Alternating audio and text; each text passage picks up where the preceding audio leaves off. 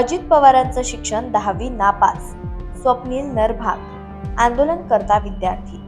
महाराष्ट्र राज्याचे उपमुख्यमंत्री अजित पवार यांनी अधिवेशन दरम्यान पीएचडी करणाऱ्या विद्यार्थ्यांसंदर्भात एक वक्तव्य केलं होतं। एकाच घरातील 5-5 विद्यार्थी हे पीएचडी करत असून त्यांना देण्यात येणारे पैसे हे सरकारकडे नाही, असं वक्तव्य त्यांनी केलं होतं। त्याच्या निषेधार्थ आज स्वामी रामानंद तीर्थ मराठवाडा विद्यापीठामध्ये पीएचडी करणाऱ्या विद्यार्थ्यांनी अजित पवार यांच्या फोटोला भूतानी मारहाण करत निषेध व्यक्त केलाय।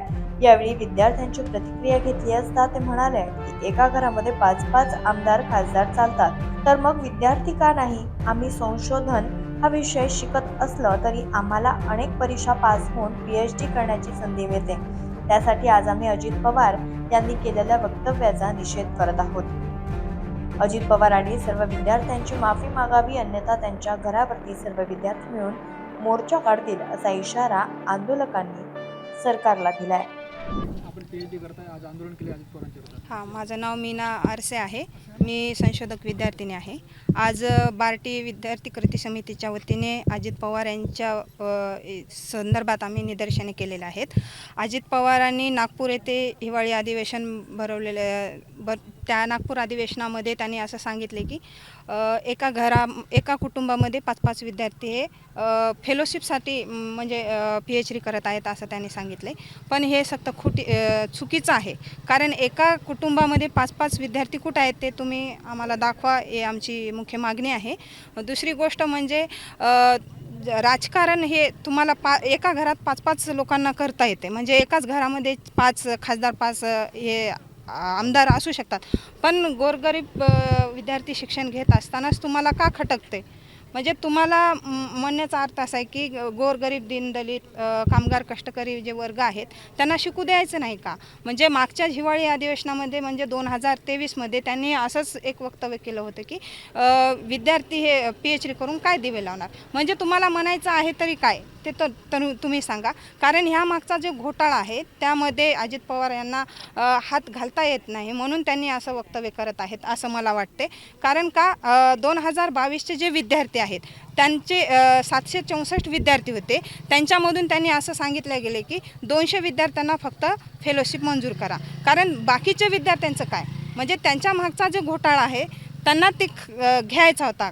काल परवाच त्यांचे चिरंजीव पार्थिव जे होते त्यांनी एवढा मोठा घोटाळा केले, त्यांच्याबद्दल कोणी वक्तव्य का करत नाही हे आमचं म्हणणं आहे। तर तुम्हाला गोरगरीब विद्यार्थ्यांना शिकू द्यायचं नाही का?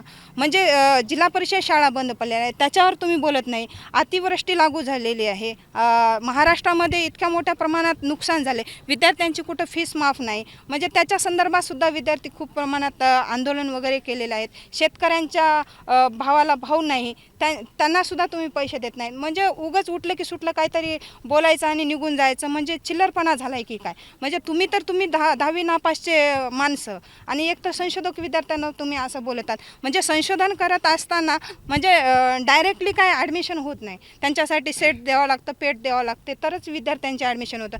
आणि बऱ्याच कॉलेजमध्ये परमनंट प्राध्यापकसुद्धा नाहीत, म्हणजे त्यांचं भूमिका काय आहे? अजित पवारांची एक नेहमीची सवय आहे, ते जेव्हा त्यांना वाटेल ते बेताल वक्तव्य करतात। कधी मी पाणी कुठून धरणात लघवी करून देऊ का, की कधी म्हणतात की पीएचडी विद्यार्थी मागच्या हिवाळी अधिवेशनात म्हटलं त्यांनी की आम्ही काय पीएचडी करून काय दिवे लावणार आहात का?